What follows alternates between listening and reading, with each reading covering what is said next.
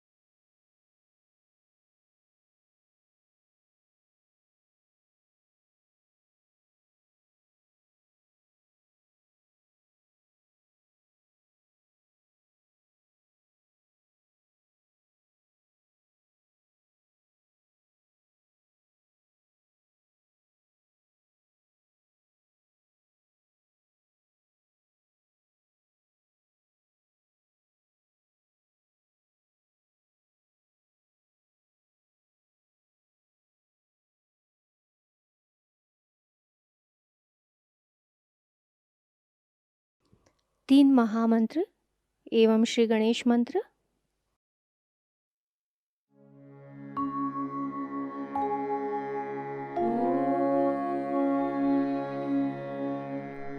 त्वमेव साक्षात् श्री महालक्ष्मी महासरस्वती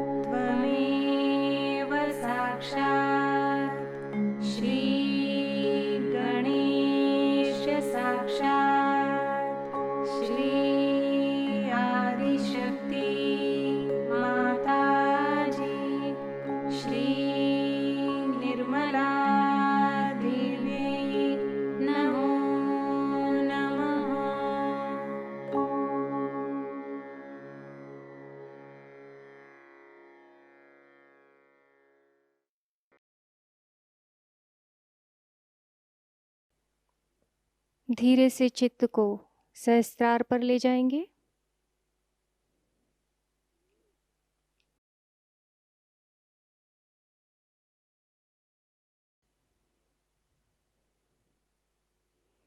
थोड़ी देर ध्यान की इसी अवस्था में बैठेंगे।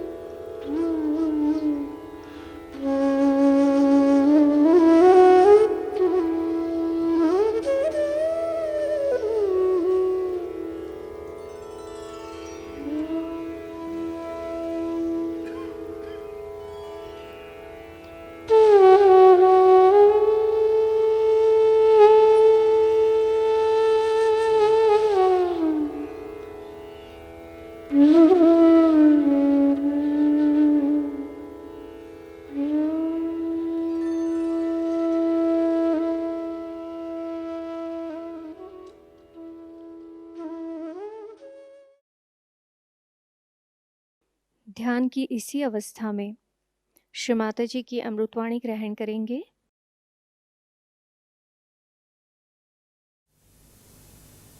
Today it's a great day for us, for all the Sahajogis, that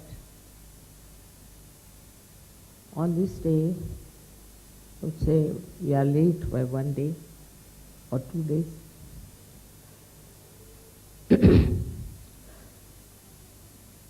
The Sahasrara was opened up.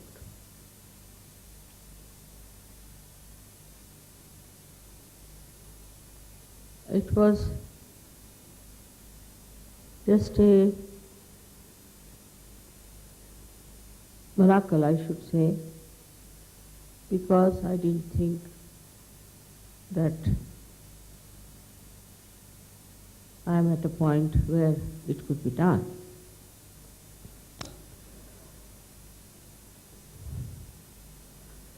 So, I wanted to wait, but some things happened that made me think that it has to be open.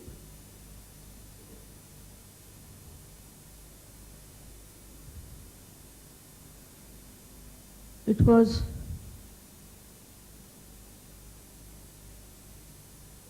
in such a situation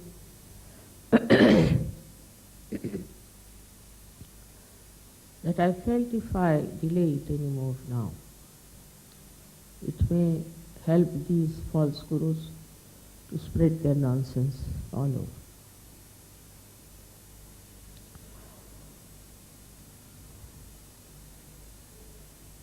This is just, I should say, is a surge way of doing things.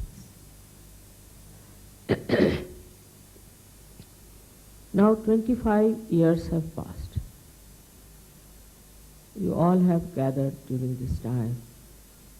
And we have so many others who are not, who have achieved so many things. But perhaps we are not aware as to what we have achieved in the real sense of the word. You've got your vibrations, you can feel this all-pervading power. You are, as they say, swimming in the ocean of joy. You are all enjoying the collectivity and that you have transcended many of your limitations. All this has happened to you because it is your right to have it.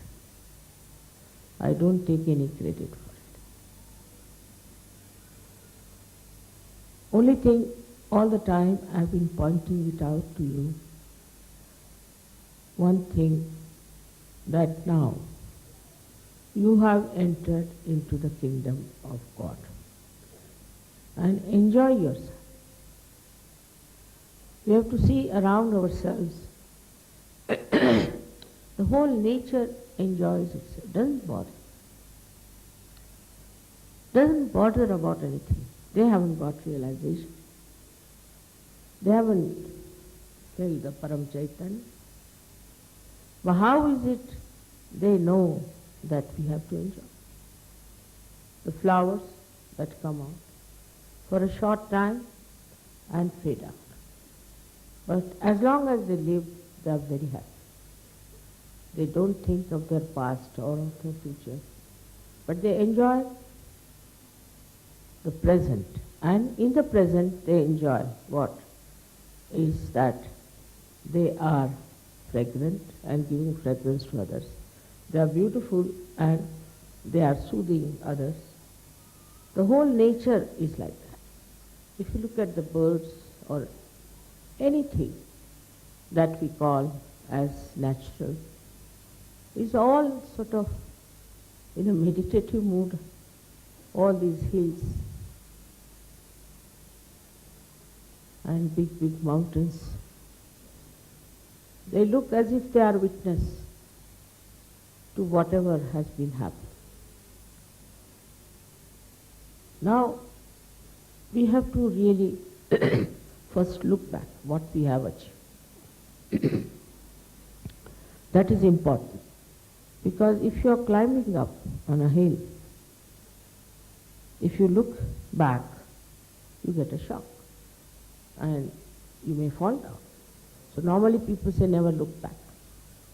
But a person who has earned some treasure, he again and again goes and counts it and finds out how much he has got, and every time he sees that, he enjoys. So to know relatively what we have got and how we have achieved something will definitely give you greater strength of mind and richness of life. The first thing that has happened to you, I would say, which is very important, is this, that you have felt this all-pervading power. That shows that you must have been great seekers of truth, honest, sincere, sensible. That just coming to my program, you felt the vibrations. And after that, you started settling down into it. So many of you have felt it. Suddenly, and they were amazed, and they were shocked and surprised. They wanted to test whether it is true or not. But then you were confident, you found it, that you've got definitely a new dimension in your life, and that you are feeling this all-pervading power. of divine love. I'll take one lecture sufficient to describe this all-pervading power. But what you got out of it is the essence of it, one has to, is a complete freedom. You have achieved your complete freedom. First of all, the freedom has come to you, first of all, most important, is from your ego. This wall of ego you have crossed. You have got out of the bondage of this ego, which was really so much full of problems for you. So many things this ego does of which you are not aware. Firstly, a person who is egoist doesn't mind hurting anyone. He hurts, but if he is hurt, he doesn't like it. Immediately start crying. Especially, I've seen people who have too much ego are very easily hurt. But they don't understand how many people they have hurt already and how many are really frightened of such a person. So you got rid of your ego. It is sinful to hurt any other human being for anything, for whatever may be the reason that you feel you should hurt another. The first is the revenge.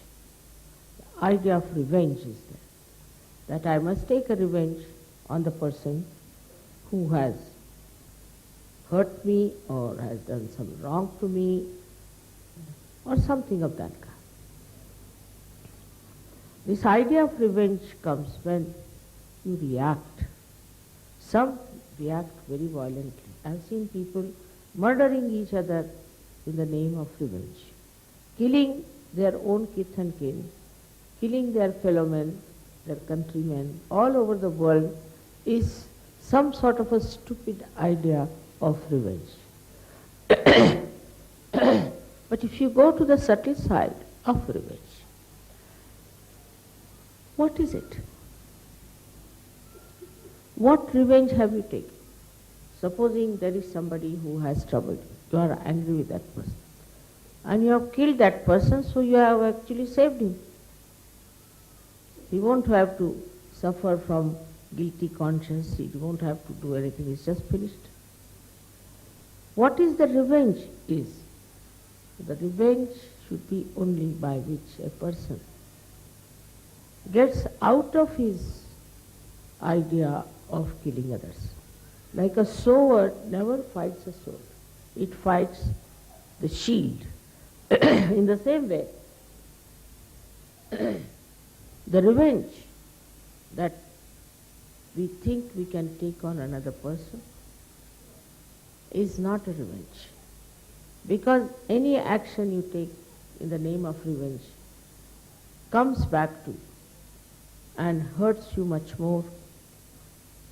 So many things can happen if a person in the name of revenge starts acting. Now, for example, these days, you know, in the whole world, there's so much of revenge going on, even in the name of God. Taking revenge because certain people are following some religion, or they are doing something else that you are doing. Working out this kind of a revenge. What is happening is that you are just killing people, destroying them, who do not even understand what sort of a revenge you are taking. People are putting bombs and putting all kinds of things, and by that thousands of innocent people one is killing. So what kind of a revenge have you taken? They don't deserve any revenge.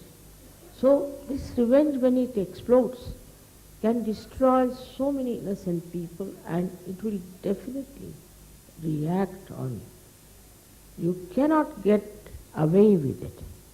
It's a very long process of this revenge. I have told you about Bermuda Triangle, what they say, that so many blacks were taken, slaves, and were drowned in that age.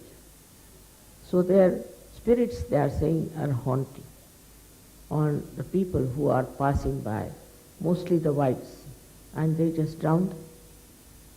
So it's a very long process, and all that I need not discuss at this auspicious occasion, but I have to say that when we take revenge, every action has a reaction. So somehow you have got out of that idea of revenge. Just out of that idea.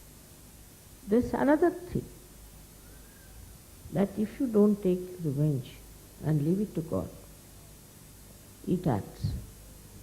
It acts. Not only that, but the divine power takes into its own control how to really give a good lesson to that person or to that community or to that kind of organization which is taking a revenge on you. You don't have to worry. I'll have to tell you that in these 25 years I've seen people have been extremely unkind. Many organizations, many so-called religions and all kinds of things have been after us. Media has been after us. Take the example of French media. They tried to trouble us so much and tried to bring bad name to us. Doesn't matter. The media people now, 3 of them who went to India are now under warrant, and if they go to India, they will be arrested. I didn't do anything. We didn't do anything. Secondly, the same media, the same newspapers are all bankrupt. You didn't do anything about it. You didn't go and say that they should become bankrupt. You didn't take any revenge. Why should we? Why should we take any revenge? Because we are not bothered as to what happens. We are not bothered as to what these people have done to us. But legally they are now involved in such a way that they are under warrant, and if they go to India they will be arrested. And the whole of French government is with them. All of them are trying so much, but this punishment is on their head. In their lifetime, they didn't have to die or anything. In their lifetime, they have got it. So, you have got this special power that you don't have to take revenge, or you have to just forgive. Just forgive, and the forgiveness will look after the whole arrangement of how to bring the other person to its proper path. So, once you are out of this idea of revenge, you really feel very peaceful, extremely peaceful. Because this peace that you have within yourself is not unnatural, it's not mental, but it just happens to you. It's all right, so what? If they have said they have done anything wrong to us, why should we? So many things are there which I can tell you have worked out automatically. Now in Turkey they told me that there is some boy who is from England, and he went and told the media something against Sir Yoga, and it was all published. But in the court he confessed that whatever I said was wrong. Nobody went and told him, nobody threatened him, nothing happened. So from your point of view, you must understand that you are not going to get into any mess of taking revenge of anyone, because you belong to the government of God. And this government is extremely alert, very genuine, and also extremely efficient. And as far as you are concerned, you are a citizen of that great kingdom. So what you have achieved is the citizenship. of this great kingdom of God, where you should feel absolutely secure. The man who is secure is never afraid. Never afraid. So, you have also got rid of your fear. Man is in the, I don't know why he is afraid of this and afraid of that and worries about this and worries about that. It's something surprising how they worry about their health, worry about their family, their children, their house, I mean all sorts of things. But Sahaja Yogis don't. They don't. We have no worry. It all works out. Why should we worry? That instrument of worry is over. It's finished, I think, it's gone out of order. And what you are now in a state where you just have no time to worry because you are enjoying yourself. This fear I have seen in people works so much that so many diseases people get out of fear. So many. Especially most of these left-sided diseases people get out of fear. What is there to fear? This is like you beat the Mother Earth saying that there's a snake. There's no snake, but you may just feel that way and you may go on. With this fear, anybody, any kind of a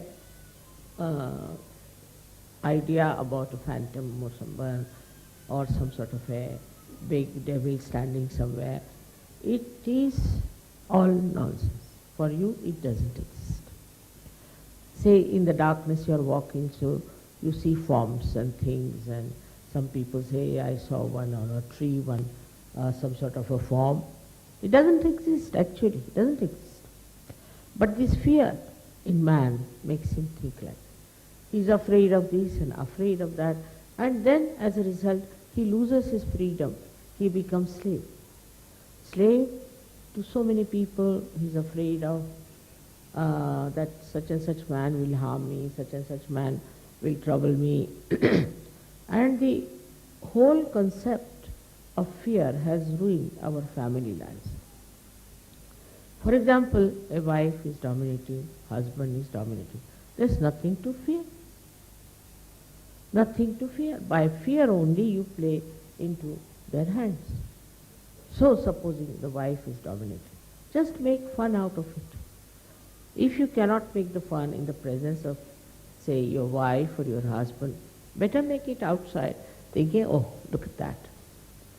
It is your special quality now that you can really get rid of your fear completely.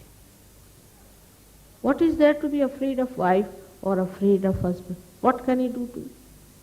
At the most he'll kill you. So what? You are going to die in any way.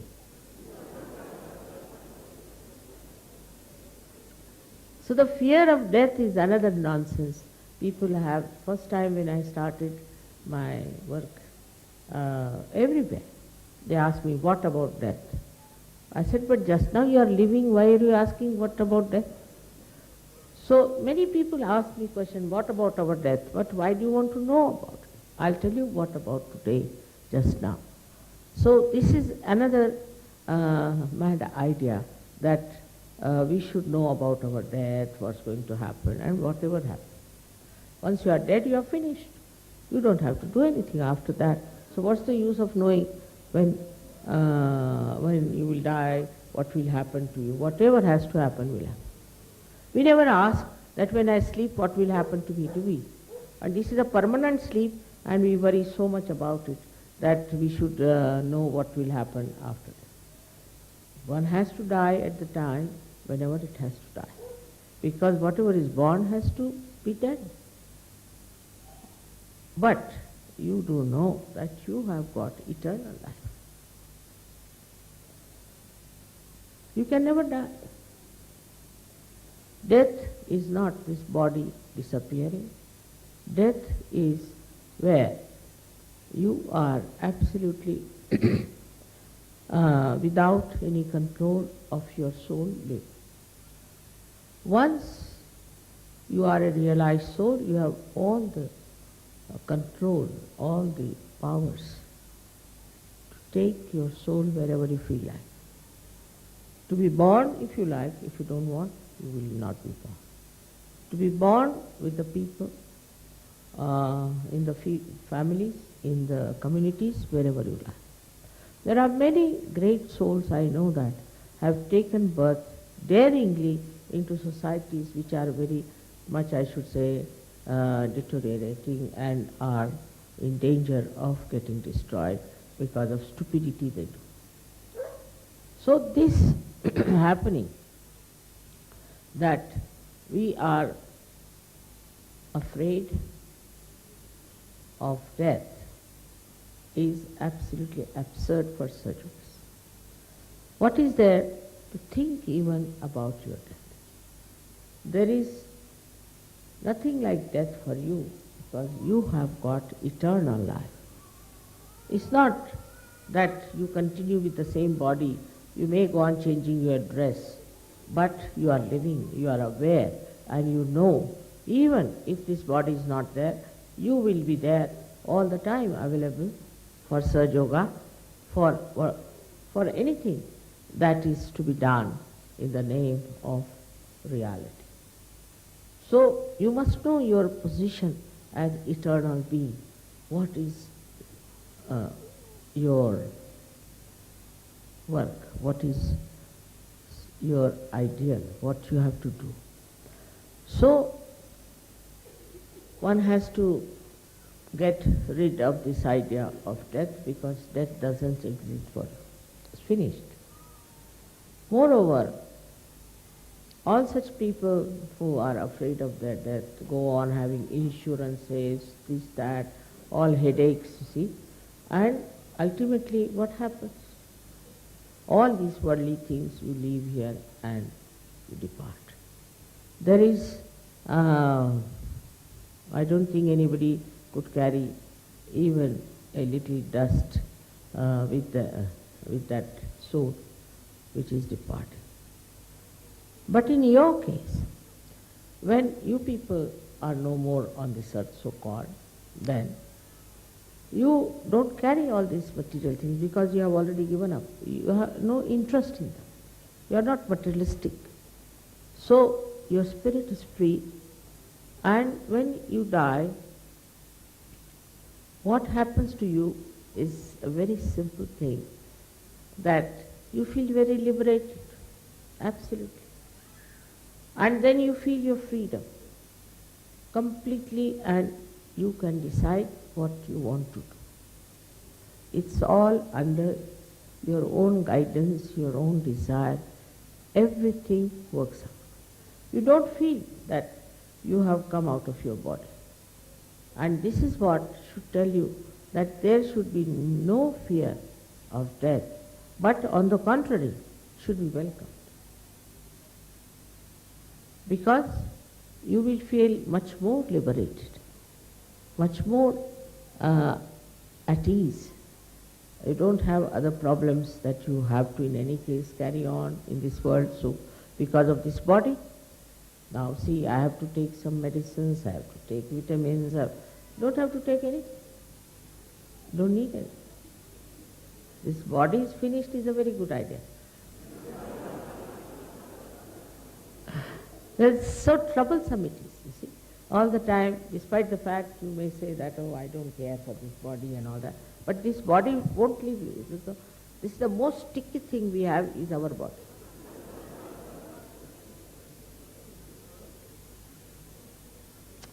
So to forget about death should be the easiest thing for you. We have broken many walls. As you know very well, that the conditionings we have finished that. It's very surprising. I have seen people when they get their realization, immediately after that they start seeing around them. They'll immediately tell you what's wrong with their religion. Then they'll tell you what's wrong with their country, what's wrong with their culture, It's through them I have come to know so much. I didn't know that this was so, but they themselves told us now. For example, there's a Frenchman, take it. If a Frenchman gets a realization, I mean, you know everything about French. The things you could never even imagine what sort of people they are. They will tell you everything. Same with the English I've seen. English, they laugh at themselves, all right. But actually when they become realized souls, you see, they give you a complete picture of English people. What sort of people are there, what's wrong with them, how they are egoistical, this, that. I was amazed. I mean, I never knew so many things which I came to know through Sahaj Yogis who got realization. Because they have seen all these things very thoroughly and very closely, and they knew what was it. Now when you become so clean, washed up completely, your mind completely cleaned up from all kinds of conditionings, you see, you become like a mirror, beautiful mirror. And in that mirror one can see complete picture of the society in which you live, the complete picture of the government which rules you, everything. So clear cut. And it is absolute. It is not biased. For example, you ask somebody, then he will say, what is your politics? If I say my politics is, I have no politics. So what, you have no politics? How can you exist without politics? I have no politics. So they will go on asking questions to you which are very much unknown. But for a realized soul, it's just the other way. He not only sees, but also shows and expresses very clearly. I've been amazed at the way people have been really so reflective of the society into which they live and the country which they represent. So the identification is lost. Complete identification is lost. You don't feel identified much. You just see what's wrong with that person. Then also another point is that you start seeing how you can help, what you should do, how you can work it out. And the importance of that becomes your main theme in life. Everybody I see yesterday, the way you brought all these flags and all that, behind that flag I could see all of you wanted that peace should prevail in those countries. They should get all the joy and beauty of Sahaj Yoga. It's what a feeling it is. It's not like yourself becoming Sahaj Yogis and sitting in the corner, no. They want to do it for that country about which they are not identified, but without identification they have that deep feeling that they have to work out correctly. It's a very different type of personality you develop. Normally, you see, if you say a word against somebody that see in your country, they do like this. Oh, what are you talking? What about your country? Immediately. They'll never accept. If you just try to say one word against their country or their government, which may be the most rotten government, but no, state, what? They are all right. That kind of stupid identification, which keeps you completely glued to that society. Like some people will say, no, I have to go to the pub. I say, why? Why have to go to the pub? That's our society. That's our culture. We have to go. We have to go to the pub, get drunk and fall down, all of us together.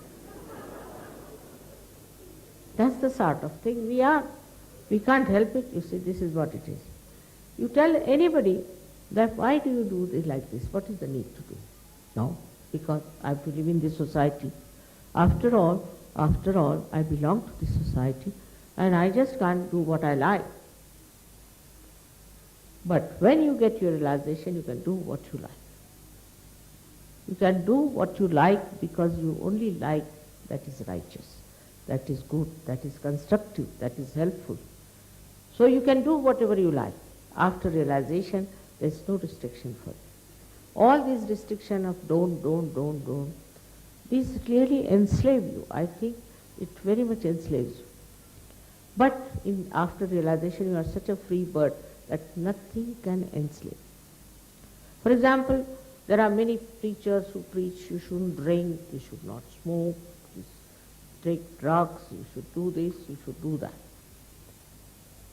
But it doesn't stop, doesn't help. People struggle, try everything, ultimately they commit suicides. But they can't get rid of those habits. While now you are so powerful that nothing can stick to you. That's the purity of your character that has come up. It doesn't allow any nonsensical things to stick to. I have heard of so many Sahajogis telling me how their eyes have steadied down, how they have become so righteous, how they have become so pure, and they can't understand. They said, Mother, is it your power, your purity you have given us, or it is our purity you have awakened? Of course yours, no doubt.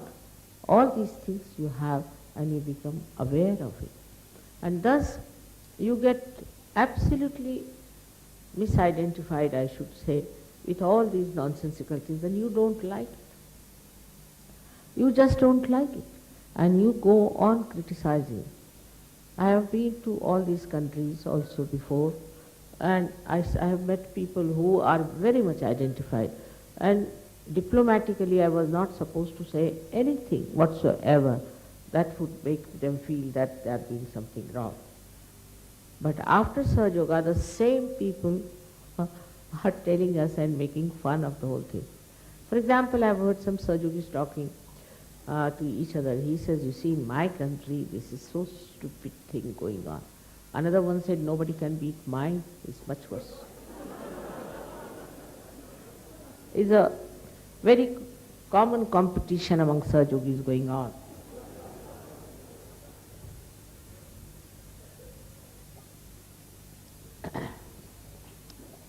So that we have to see how pure we have become.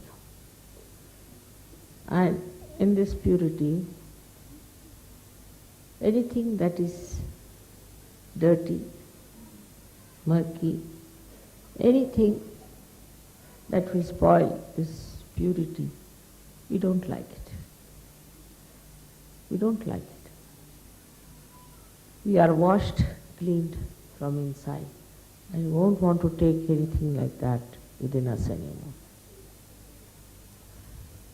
Then I have seen also the way people have become so compassionate.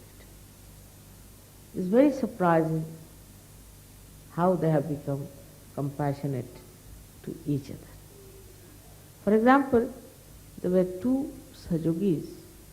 They were not very happy with each other, not compatible, whatever you say that is. And I didn't know how to make them feel that, you see, the other Sahajogi is all right, it doesn't matter, after all, what is it? No, I don't like this thing anymore. And the another one would say, I don't like this thing about him. So it went on, I don't like, he says, I don't like. I mean, they were seeing each other's defects or whatever you may call it. So I said, all right, now will you meditate for some time again? Meditate. And I said, now, do you love me? She said, one says, I love you more than he loves. I said, difficult situation. How to make them understand now that you cannot weigh your love, you cannot make a chart out of it. It is something within yourself. And if you love somebody, then you enjoy it. I mean, you cannot qualify it, you cannot quantify it. But this was going on with these two gentlemen together. And I thought, now what to do? They are very important and still there's no understanding between the two. So the divine power took override. One of them fell very sick suddenly, very sick. And I had sent word also that you'll be sick. Be careful. But it was, they thought that the other fellow might be trying to be funny or something. It was not understood. He was very sick. When he felt sick, then this one, the another one, felt such tremendous love for him. It's something nobody can explain. That he went and sat with that patient for 24 hours and said that if you need any money, I have got. He paid for wherever he could pay. So this gentleman also was very sensible and reasonable person on his own, felt this love, this affection in this hard taskmaster, the other one, and such understanding grew up within them. It is, I think, is the divine's play that they were brought together so close and such compassion. So the force of compassion within you is so much, it's very subtle, you don't see. Because on mental level, I was telling them, arguing, trying to pacify him, like that was on, it would not work. But when this force of compassion started acting suddenly into one of them, the another one saw the compassion, the pure compassion, and just they became great friends. So one has to feel the compassion within yourself. I have seen many a times that there are many Sahajogis, and sometimes I have to correct or say something. Immediately another one will say, Mother, can you forgive him? You can't forgive. I say, I have forgiven, I am not doing anything. Please forgive, please. I feel so happy to hear that. That in one point, in one condition, when it comes to Sahajogi, you support him. Even against me, I feel happy. Shows that you are not only generous, but you are filled with your compassion. So this source of compassion which is within your being, in your heart, you have to just open your heart. If you open that heart, it's like opening the sastra. You will be amazed how you can forgive people and you can live with them. I have reports which disturbs me many a times that people are forming different groups and having different ashrams and they don't come to the collective and all that. I feel very much concerned. Now what is missing is, of course, there are also some people who think that they must have a separate, their own organization and why should they be in the collective and all that. So that it is definite that such a person has not yet achieved that state of compassion. In the state of compassion, you like that somebody tells you that don't say anything to such and such person. I don't want you to say this. It's very, very joy-giving to me. Like we had one couple, they were quarreling throughout. They used to send me letters after letters. Mama was fed up. Telephones after telephones, both of them quarreling. Quarreling so much. I didn't know what to do with them. So, I thought that it's better that they divorce and finish it off. And I told them separately that you better divorce each other and get out of it. But the complaints you have are such that they cannot be solved. I said, how? I said, you are saying that my husband doesn't give me more time, he is always out, and he doesn't spend any nice moments with me, we don't go out, and all these complaints are there. And the husband says that she always troubles me, that I must take her out, and I must do this, and I must do that. I want to do it, but I can't do it. So I said, but when you take a divorce, you'll never claim anything. Permanently the husband is lost and you are lost. So why do you want to do such a thing? Immediately, this compassion started working. And then I put in a word, supposing any one of you is sick tomorrow, then who will look after each other? This just put them out. Such little moments in life come in the life of Sahajogis I have seen, that suddenly this heart opens, and with that they combat all these petty nonsensical ideas which keeps them out of each other and out of the collectivity. What gives me the greatest enjoyment is to see how you love each other, care for each other, joke with each other, and dance with each other. This is the greatest thing that I enjoy. I don't want to get rid of this idea of mine, despite the fact so many times I find it's hard to believe how could Sahajogis behave like this and try to create rifts and distances between the people who are realized souls. Because realized souls anywhere in the world, if you see them, they respect each other. Not only respect, cared, and never talked ill of another realized soul. Never.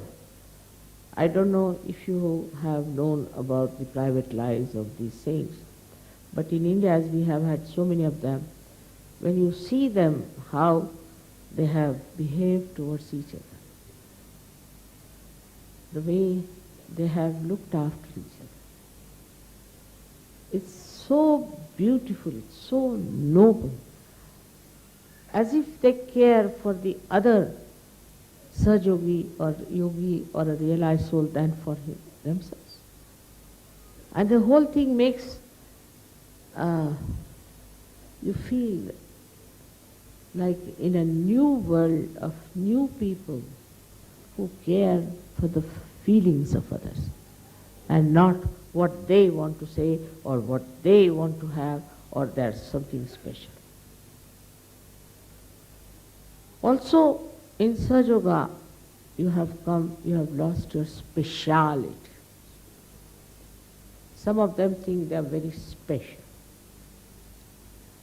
Supposing I call some lady to put, say, alta on my feet. She starts thinking she's very special, but I just call her because I know she has a horrible agya and I have to clear it out.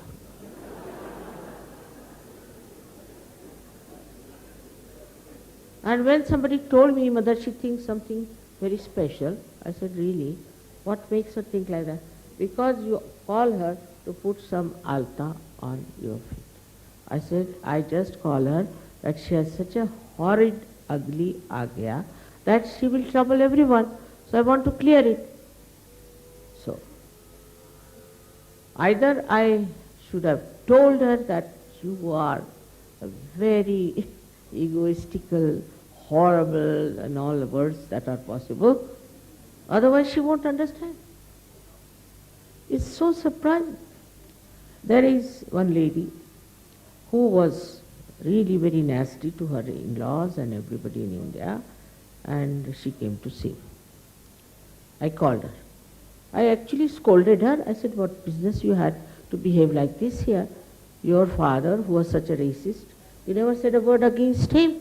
And why are you talking so much against these people? I scolded her. She went out and told, oh, look at, mother has called me. Nobody's allowed to see her. I said, what's this?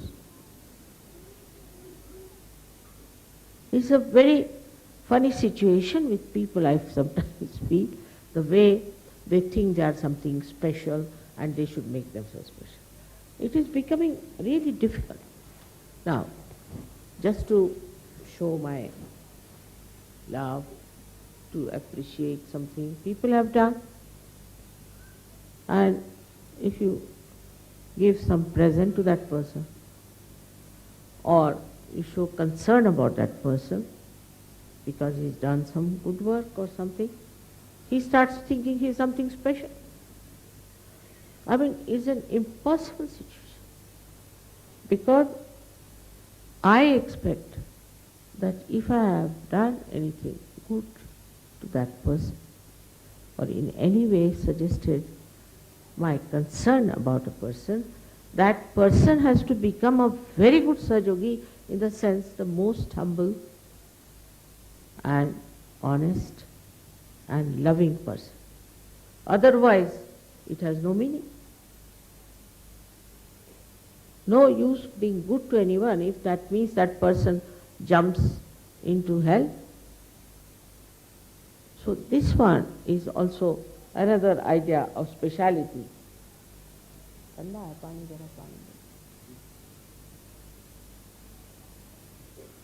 That they have lost their sense of speciality.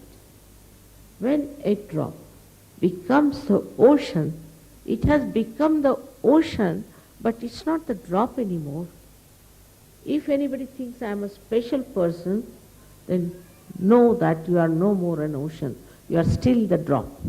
Because unless and until you are the drop, how can you feel that I am something special? So you have lost your speciality. You have lost it because all these ideas of speciality comes from your past. One lady I met once, long time back, she was a very rude, proud, arrogant woman. So this was in Delhi, where people are very conscious of their husbands' jobs and this and that. I didn't even know the destination or even the designation of my husband.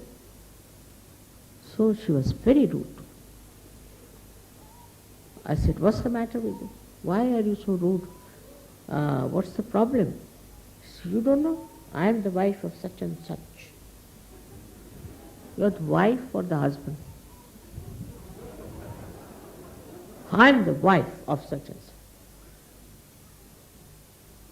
So she asked me, what are you doing? I said, I am a housewife. Then my husband came.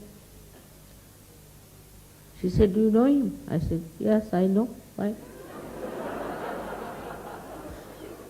I thought there must be something wrong there also. So she said, no, I just want to know, how do you know him? As if I was some criminal or what? I said, he's my husband. Oh my God, he's your husband. What happened? As if 10 serpents have bitten her. Maybe her husband was at a much lower position than my husband, maybe something which I am not conscious of it. But this is what is, I am something special.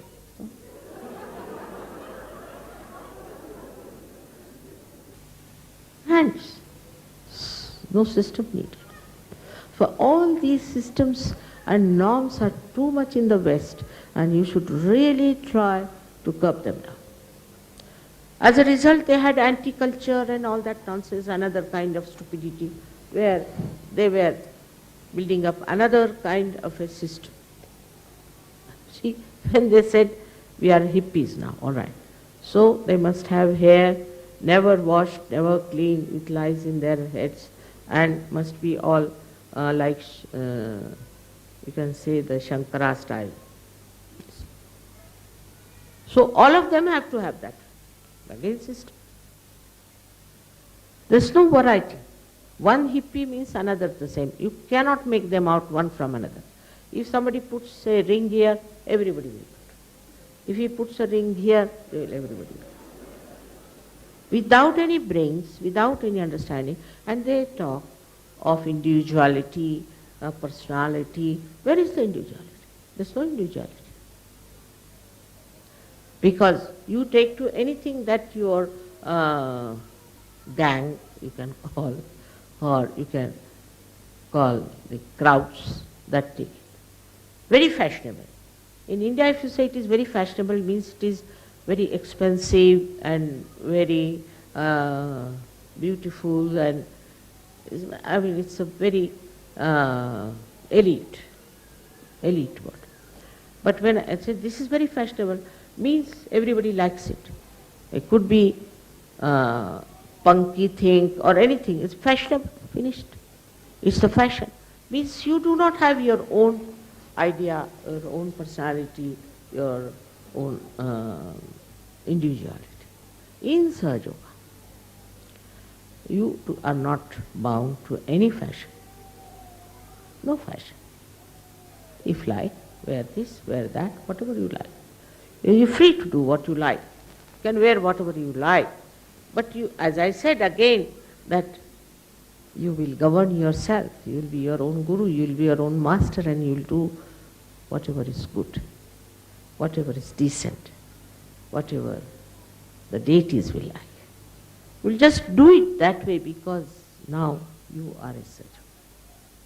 So the life becomes so much easier. So much easier.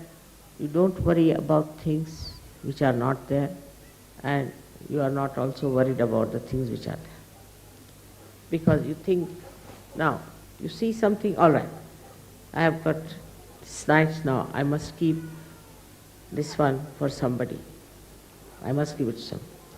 So I got a ring which was quite big. I was thinking, whom should I give this? Who has got thick fingers? So I started looking at the fingers of everyone, you see. Whosoever has a thick finger, I'll give him this one. I mean, the thought was just the other way down. Supposing you are not a Sahaja, then you'll say, oh, ma, such a big thick finger, why not take out some gold and use it, sell it off? Or else, you see, you can take out the stone from here. I mean, all kinds of nonsensical things you'll think, but you'll not think that you better give it to somebody because you can't wear it, it's too big for you. Why not give it to others? What's wrong? After all, it is not fitting you, so give it to others. But this is only possible in Sahaja Yoga.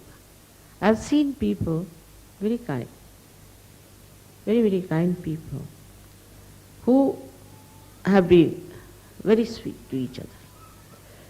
And exactly what the other person wants, they'll buy and give it to that person.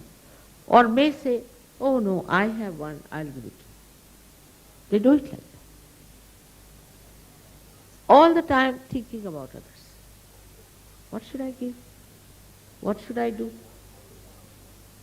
Is the expression of that joy, the compassion within you. You use your matter for that.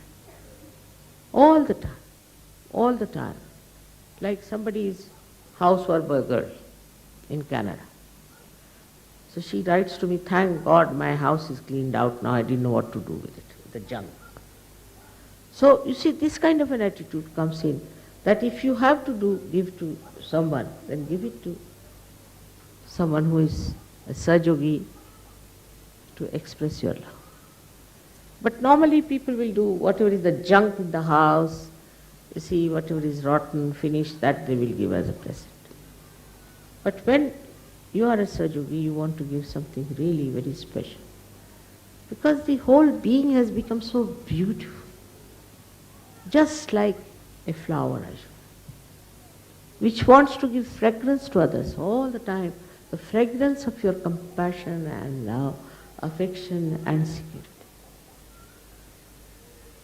It's a new age, what would you say? But I would say It's a new human beings that are before me.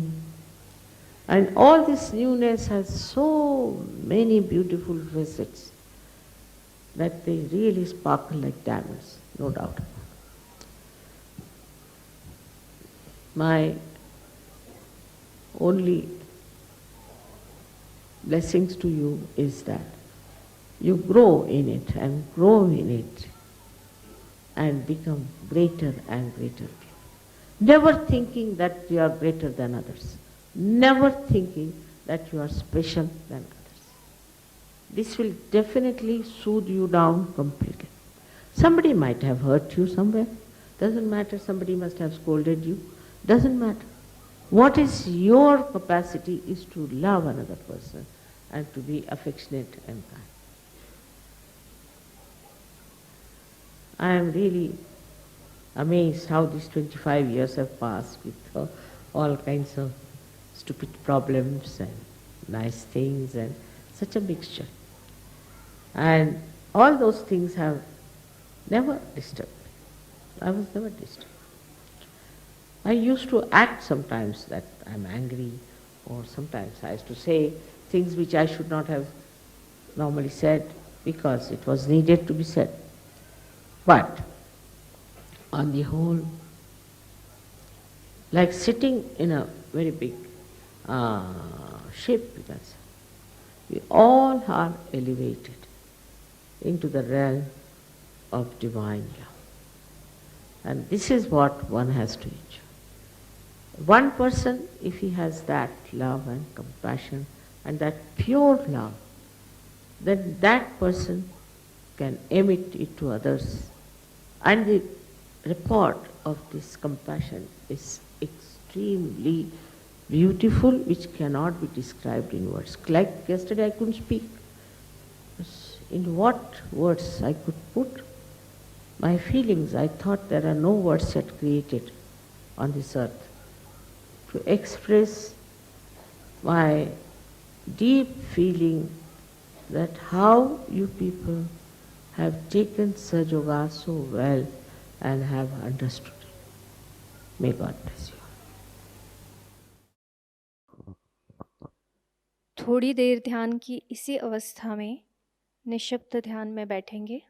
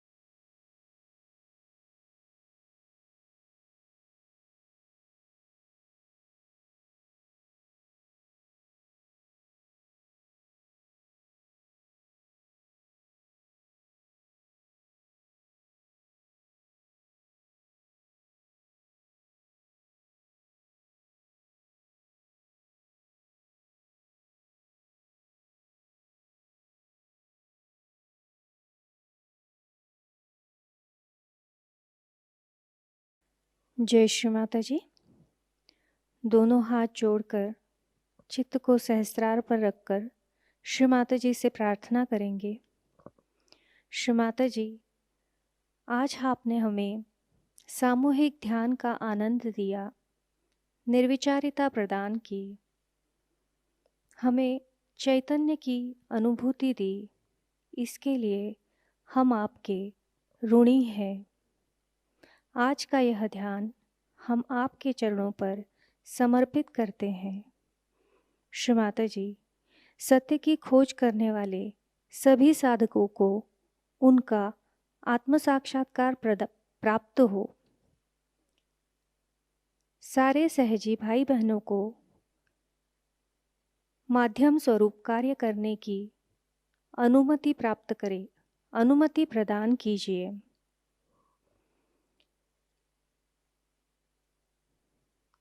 Shri Mata जी, अमृतवाणी में दिया हुआ ज्ञान हमें हमारे जीवन में हर क्षण आचरण में लाने के आशीर्वाद हमें प्रदान कीजिए। श्री माता जी, आपने हमें आत्म परीक्षण करना सिखाया, हमें आत्मा बनाया, हमें क्षमाशील बनाया। इसलिए हम आपके ऋणी हैं। श्री माता जी, कृपा करके हमें करुणामय बना दीजिए, हमें भोलापन प्रदान कीजिए, हमें निर्लिप्तता प्रदान कीजिए। हमारी सारी प्रार्थनाओं का स्वीकार कीजिए। हम सभी सहजी भाई बहनों के कोटि कोटि प्रणाम कृपा करके स्वीकार कीजिए। जय श्री माता जी। सामूहिक बंधन।